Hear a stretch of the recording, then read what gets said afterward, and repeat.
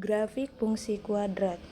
Pada video kali ini kita akan belajar mengenal grafik fungsi kuadrat beserta bagian-bagiannya seperti sumbu simetri, nilai optimum atau minimum, titik balik fungsi, titik potong terhadap sumbu X, dan titik potong terhadap sumbu Y. Kalian tentu masih ingat dengan bentuk umum fungsi kuadrat.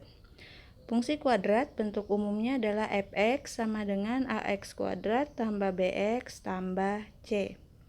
Kadang fx juga dituliskan dalam bentuk y. Jadi dia tidak menggunakan fx tapi menggunakan y. Jadi ada yang pakai fx, ada pakai y, sama saja. Kalau pakai y sama dengan ax kuadrat tambah bx tambah c. Jadi fx itu adalah y adalah fx. Dengan syarat, jadi ada syaratnya. Syaratnya adalah A tidak boleh sama dengan 0. A adalah koefisien X kuadrat. Nah, A-nya ini tidak boleh sama dengan 0. Nah, itu adalah bentuk umum persamaan kuadrat. Lalu bagaimana grafik fungsinya?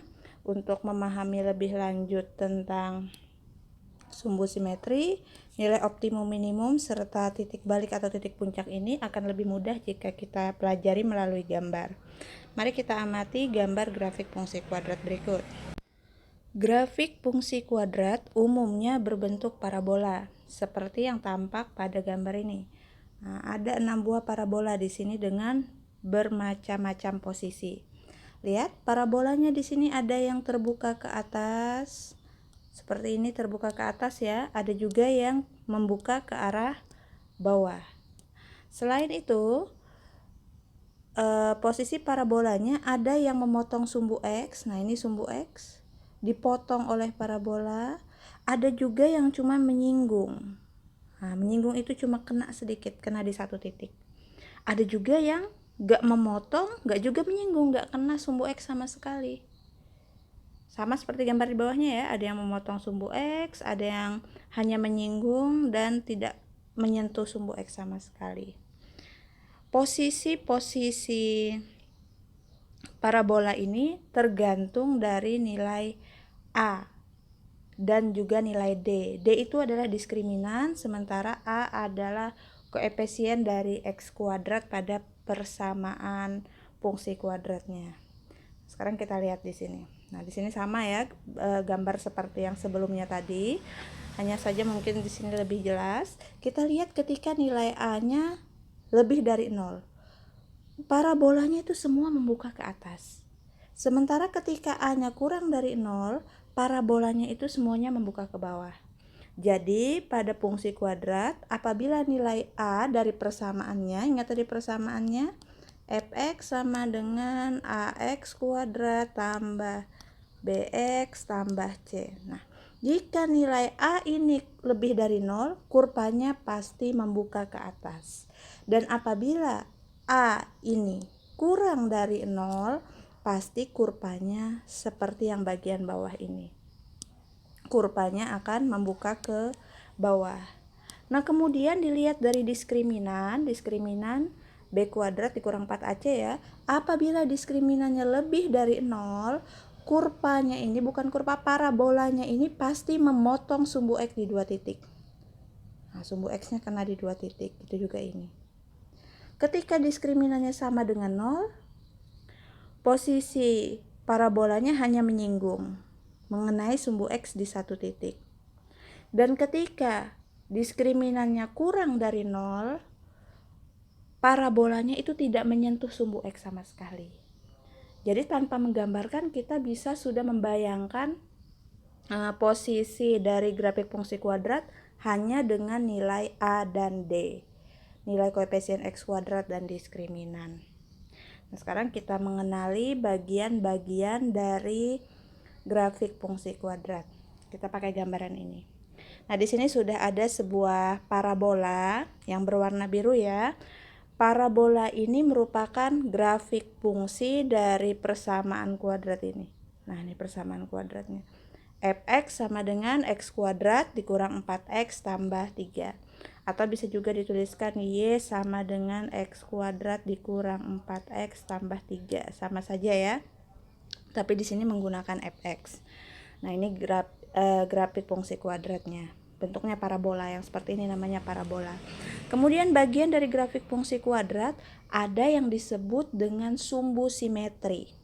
Sumbu simetri itu adalah sumbu yang membagi dua, sebuah garis lurus yang membagi parabola ini menjadi dua bagian sama besar. Kita lihat. Yang berwarna biru ini adalah parabolanya. Kemudian parabola ini dibagi oleh garis berwarna merah. Kalian lihat garis putus-putus berwarna merah ini? Nah, garis putus-putus berwarna merah itu disebut dengan sumbu simetri. Sumbu simetrinya ada di X sama dengan 2. Kenapa dikatakan X sama dengan 2? Karena di sini adalah titik 2. Nah, titik 2. Di sini 1, 2, dan di sini 3. X sama dengan 2. Itu disebut sumbu simetri. Jadi yang membagi dua parabola menjadi dua bagian sama besar. Garis ini disebut sumbu simetri. Sumbu simetrinya adalah X sama dengan 2. Selain sumbu simetri, ada yang disebut titik puncak. Titik puncak itu di sini. Ini puncak parabolanya. Titik puncak sering disebut juga sebagai titik balik fungsi. Jadi ada yang mengatakan sebagai titik puncak, ada yang menyebutnya titik balik. Titik baliknya ya di sini, yaitu di titik 2, -1. Ini disebut titik balik. Selanjutnya ada yang disebut dengan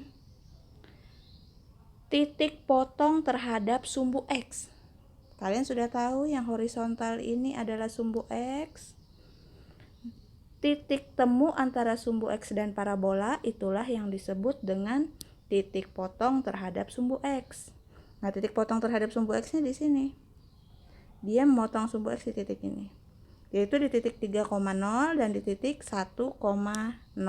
Ini titik potong terhadap sumbu X. Kemudian ini titik potong terhadap sumbu Y. Titik potong terhadap sumbu Y adalah titik temu antara parabola dengan sumbu Y. Sumbu Y adalah yang tegak ini. Titik potong terhadap sumbu Y, ini dia. Di titik 0,3. 1, 2, 3. Di sini 0,3. Nah, itu dia bagian-bagian dari grafik fungsi kuadrat atau parabola. Atau bisa kalian lihat di sini ya. Titik potong sumbu X, titik puncak. Nampak semua di sini sudah lengkap dengan keterangannya. Titik potong sumbu Y dan seterusnya, dan sumbu simetrinya yang berwarna merah. Jelas ya? Nah, sekarang kita lihat sebuah gambar ini. Ini adalah gambar dari grafik fungsi kuadrat. Karena dia grafik fungsi kuadrat, jadi gambarnya berupa parabola. Dari sini kita bisa menentukan titik puncak atau titik balik fungsi, titik balik grafik fungsi. Ini dia titik baliknya. Titik baliknya ada di sini. Kalau kita lihat dari skalanya, setiap dua kotak itu 1, 2, jadi jedanya setiap dua kotak ya. Di sini bisa kita lihat. Kalau gitu berarti di sini itu titiknya -1. Berarti berapakah koordinat titik puncak ini? Ingat, koordinatnya itu adalah X, Y. X-nya 1 dan Y-nya adalah -1. Nah, ini koordinat titik puncak. Kemudian titik potong terhadap sumbu X. Berarti di sini, ini titik potong terhadap sumbu X. Ini juga titik potong terhadap sumbu X-nya berarti -1,0. Dan di sini 3,0. Lalu titik potong terhadap sumbu Y-nya mana? Nah, ini dia titik potong terhadap sumbu Y. Dia memotong sumbu Y di titik ini. Entah ini berapa koordinatnya ya, yang pasti kurang dari -1. Lalu, manakah sumbu simetri? Sumbu simetri itu garis lurus yang membagi grafik fungsi ini menjadi dua bagian sama besar. Kita ambil dari titik puncak, kita tarik sebuah garis. Nah, ini dia. Nah, inilah sumbu simetrinya. Kalau ditanya apa persamaan sumbu simetrinya? Persamaan sumbu simetrinya adalah X sama dengan 1 karena dia berada di titik 1 di sini. Nah, seperti itu. Sudah kenal dengan grafik fungsi kuadrat? Kita lihat lagi contoh berikutnya. Nah, di sini ada dua grafik fungsi kuadrat. Grafik fungsi kuadratnya yang berbentuk parabola ini menghadap atau membuka ke arah yang berbeda. Yang pertama membuka ke arah bawah dan yang kedua membuka ke arah atas. Ada artinya, apabila dia membuka ke arah atas seperti yang B, itu artinya A-nya lebih dari 0. Apabila dia membuka ke bawah seperti yang A, itu artinya A-nya kurang dari 0. Kemudian titik balik fungsi atau titik puncaknya berada di tempat yang berbeda. Pada bagian B, titik puncaknya itu berada di bawah. Sementara pada yang A, titik puncaknya berada di atas. Ini kelihatan ya, titik puncaknya pada koordinat 2,3 yang ini. Ketika titik puncak dari grafik fungsi kuadrat ini berada di atas, artinya grafik fungsi kuadratnya maksimum atau optimum. Dia memiliki nilai yang disebut nilai optimum atau nilai maksimum. Sementara ketika titik baliknya berada di bawah, kurva ini dikatakan minimum. Maka dia tidak punya nilai optimum, tapi nilai minimum. Seperti itu ya. Bisa dipahami, ada nilai optimum, ada nilai minimum, tergantung arah atau tergantung posisi dari grafik fungsi kuadratnya. Jika membuka ke atas, maka nilainya minimum atau grafiknya minimum. Apabila membuka ke bawah, maka dia maksimum atau optimum.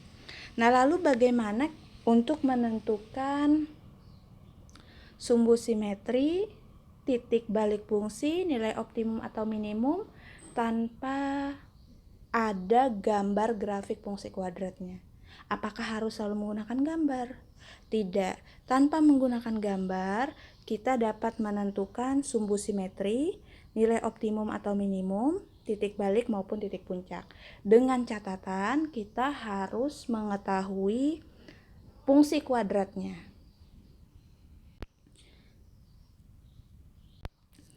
Jika fungsi kuadrat telah diketahui, maka kita dapat menentukan sumbu simetri dari fungsi itu tanpa menggambarkan grafik fungsinya.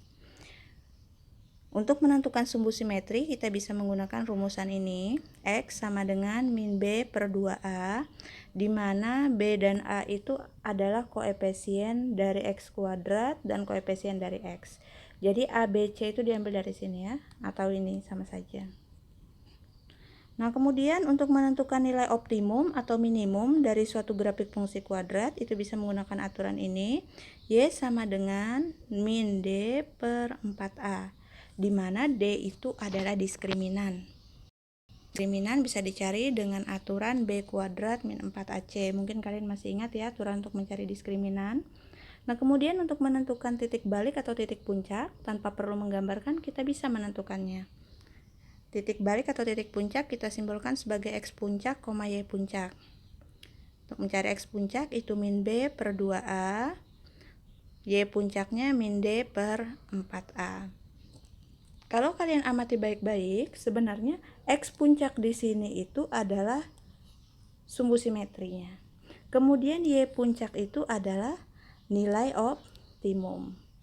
Jadi titik balik atau titik puncak ini sebenarnya pasangan dari sumbu simetri dan nilai optimum atau minimum, membentuk X puncak dan Y puncak. Sehingga sumbu simetri bisa saja kita tulis sebagai X puncak dan nilai optimum bisa saja kita tuliskan sebagai Y puncak. Kita coba menggunakannya pada contoh soal ya. Nah, di sini kita punya contoh fungsi kuadrat. Misal Y sama dengan negatif X kuadrat tambah X kurang 6. Nah, ini fungsi kuadratnya ya. Dari fungsi kuadrat ini kita bisa mengetahui bahwa nilai A sama dengan negatif 1. Masih ingat nilai A ya, koefisien X kuadrat. Negatif 1. Koefisien X adalah B. Kalau tidak tertulis berarti 1, dan konstanta yang tidak ada variabelnya. Bisa kita tuliskan B-nya 1 dan C-nya adalah negatif 6. Nah, dari fungsi kuadrat ini kita dapat mengetahui sumbu simetri, nilai optimum atau minimum, dan juga titik balik fungsinya. Seperti apa caranya? Bisa kita gunakan rumusan yang tadi dituliskan di depan tanpa menggambarkan grafik fungsinya ya. Kita coba sumbu simetri. Untuk sumbu simetri tadi disebutkan bahwa X sama dengan negatif B per 2A. Tinggal kita substitusi nilai B-nya. B adalah 1 dan A adalah negatif 1. Tinggal kita gantikan. B-nya 1 dan 2A artinya 2 kali negatif 1. Kita sederhanakan sama dengan negatif 1 per 2 kali negatif 1, negatif 2. Negatif bertemu dengan negatif sama dengan positif. Nah, inilah persamaan sumbu simetrinya. Jadi sumbu simetri dari fungsi kuadrat ini adalah X sama dengan 1 per 2. Nah, selain sumbu simetri, kita juga bisa menentukan nilai optimum atau minimum. Untuk menentukan nilainya optimum atau minimum itu dilihat dari nilai A. A adalah koefisien X kuadrat. A-nya negatif 1. A sama dengan negatif 1. Berarti A ini kurang dari 0. Ingat, jika A kurang dari 0, maka grafik fungsi kuadratnya itu adalah optimum atau membuka ke bawah. Jadi puncaknya berada di atas sehingga dia dikatakan optimum. Dengan begitu maka nilainya bukan nilai minimum tapi nilai optimum. Kita cari nilai optimum. Untuk mencari nilai minimum caranya sama ya. Tapi karena di sini grafiknya optimum maka nilainya nilai optimum. Y sama dengan negatif D per 4A. Ingat bahwa D adalah diskriminan. Nah, langkah baiknya kita cari terlebih dahulu nilai D. D adalah B kuadrat min 4AC. D adalah diskriminan. B-nya kita substitusi, nilai B adalah 1 dipangkatkan 2 dikurang 4 dikali A, A-nya negatif 1 kali C, C-nya negatif 6. Kita kalikan, 1 pangkat 2 adalah 1 dikurang 4 kali negatif 1, negatif 4 dikali negatif 6, hasilnya adalah 24. 1 dikurang 24. 1 dikurang 24 adalah negatif 23. Nah, sekarang nilai D ini kita lanjutkan untuk mencari nilai optimum. Y sama dengan negatif, D-nya adalah negatif 23. Per 4A, 4 kali A, A-nya negatif 1. Sama dengan, nah, dua tanda berdekatan ini negatif, negatif menjadi positif. Jadi 23. Per 4 kali negatif 1, ya negatif 4. Positif dibagi negatif, ketemulah negatif 23 per 4. Nah, inilah nilai optimum dari fungsi kuadrat Y sama dengan negatif X kuadrat tambah X kurang 6. Nah, selanjutnya kita akan mencari titik balik fungsi atau sering disebut sebagai titik puncak. Ada juga yang mengatakannya sebagai titik ekstrim. Yang ketiga, titik balik atau titik puncak. Kalau ditanya titik ekstrim, ya titik ekstrim adalah titik balik ini juga, titik puncak juga. Ingat bahwa titik balik atau titik puncak merupakan pasangan dari sumbu simetri dan nilai optimum. Nilai optimum ini nama lain dari nilai ekstrim. Jadi ada yang mengatakan nilai optimum, ada yang mengatakan juga sebagai nilai ekstrim. Tinggal kita tuliskan, kita jemput aja langsung. Sumbu simetrinya setengah, koma negatif 23 per 4. Jadi tinggal kita ambil dari sini ya, setengah X-nya dan Y-nya negatif 23 per 4. Jangan lupa bahwa pasangan titik balik atau titik puncak itu adalah X puncak, Y puncak. Jangan sampai terbalik. X dulu baru Y. Makanya di sini dituliskan setengah dulu, X dulu. Setelah itu baru Y-nya. Nah, inilah titik balik atau titik puncak dari fungsi kuadrat. Jadi tanpa menggambarkan grafik fungsinya kita tetap bisa mengetahuinya. Nah, selanjutnya kita akan belajar menentukan titik potong terhadap sumbu X dan sumbu Y. Nah, untuk menentukan titik potong terhadap sumbu X dan sumbu Y, di sini saya punya fungsi kuadrat lagi, yaitu Y sama dengan X kuadrat kurang X kurang 6. Kita akan menentukan titik potong terhadap sumbu X. Kalau memotong sumbu X, itu artinya Y-nya sama dengan 0. Ingat ya, ketika memotong sumbu X, Y sama dengan 0. Itu kuncinya. Nanti ketika memotong sumbu Y, maka X-nya yang 0. Titik potong terhadap sumbu X ini sering disebut sebagai pembuat 0 fungsi atau pembuat 0. Bagaimana menentukan titik potong terhadap sumbu X ini? Kita langsung saja coba cara penyelesaiannya. X kuadrat kurang X kurang 6 menjadi sama dengan 0. Nah, jadi persamaan ini kita tuliskan dalam bentuk seperti ini. Kenapa menjadi sama dengan 0? Karena Y-nya 0, sehingga Y ini nilainya 0. Jadi persamaan ini jadi X kuadrat kurang X kurang 6 sama dengan 0. Nah, seperti ini. Makanya dia dikatakan sebagai pembuat 0. Lalu setelah itu tinggal kita faktorkan. Kalian mau pakai rumus ABC boleh, melengkapkan kuadrat sempurna boleh. Yang pasti kita akan mencari nilai X-nya ya. Di sini saya menggunakan cara memfaktorkan. Mudah-mudahan kalian masih ingat. Untuk memfaktorkan biasanya koefisien X, X kuadrat 1 dikalikan dengan konstanta, negatif 6. Kemudian kita cari bilangan yang apabila dikali itu sama dengan negatif 6 dan apabila ditambah sama dengan koefisien X. Berapa koefisien X? Negatif 1 ya. Jadi kita cari yang dikali sama dengan negatif 6, terus apabila dia ditambah sama dengan negatif 1. Berapa nih? Adanya 1 kali negatif 6. Negatif 6 ya. Kalau ditambah negatif 6 tambah 1, kalau ditambah hasilnya adalah negatif 5. Tidak sesuai, kita perlu yang hasilnya negatif 1. Itu kita ganti. Berapa kalau gitu yang hasilnya apabila dikali sama dengan negatif 6? Ada 2 kali negatif 3. Hasilnya negatif 6 juga ya. Bagaimana kalau kita tambahkan? 2 tambah negatif 3. Negatif 3 tambah 2 hasilnya negatif 1. Sesuai ya? Nah, berarti kita pakai 2 dan negatif 3. 2 dan negatif 3. Cara mudahnya, ingat saya pernah ajarkan cara mudah memfaktorkan. Tinggal kita buat di dalam kurung ini X. Karena ini dimulai dengan X kuadrat, maka di sini dimulai dengan X. Kurung 1 lagi X. Lalu tinggal kita gunakan angka ini. Positif 2, negatif 3. Kita bagi pada masing-masing kurung. Sebenarnya di sini itu ada per 1. Karena di sini koefisiennya adalah 1. Karena per 1 itu nilainya tidak berubah, ya udah sampai sini aja juga udah selesai. Jadi ini bentuk faktornya. Kita tuliskan pada bagian ini. Jadi faktor dari X kuadrat kurang X kurang 6 sama dengan 0 itu sama dengan X tambah 2 dikali dengan X kurang 3 sama dengan 0.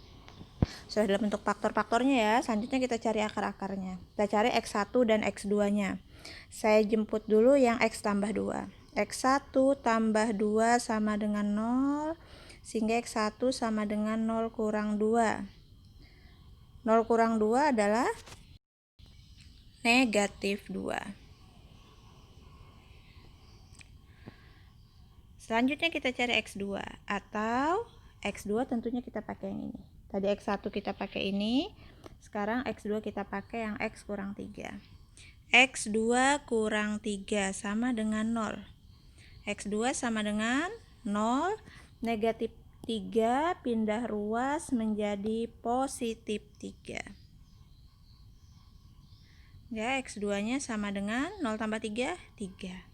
Nah, kita sudah menemukan X1 dan X2. Selanjutnya, titik potong terhadap sumbu X sudah kita peroleh.